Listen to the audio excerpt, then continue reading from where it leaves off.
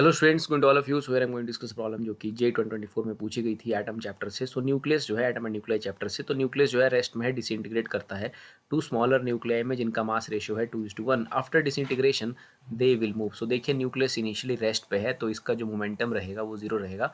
After disintegration भी जो momentum है वो लाइक जीरो रहेगा। टोटल मोमेंटम सिस्टम का जीरो रहेगा मोमेंटम कंजर्वेशन के अकॉर्डिंग।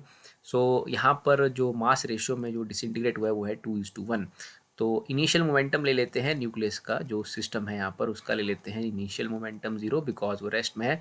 और जो फाइनल मोमेंटम आएगा, वो जो नेट मोमेंटम आएगा वो भी जीरो रहेगा। सो बेसिकली वो टूटा है दो फ्रेगमेंट्स में, तो it is written as 2m। Let suppose उस फ्रेगमेंट की वेलोसिटी है v, प्लस दूसरी जो फ्रेगमेंट है उसका मास ले लेते हैं m बिकॉज रेशो दी है 2:1।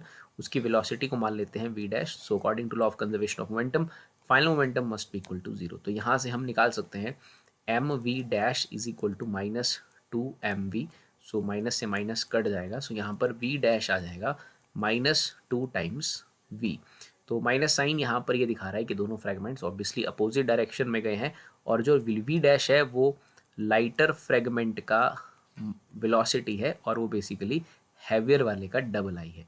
तो यहाँ पर हम आंसर में लिख सकते हैं they move in the opposite direction with a speed ratio of 1:2 because heavier वाले का वेलोसिटी अगर v है तो लाइटर वाले का जो वेलोसिटी है वो 2v होगा। तो they go in the ratio 1:2 in the opposite direction. So option है इसका सही आंसर है।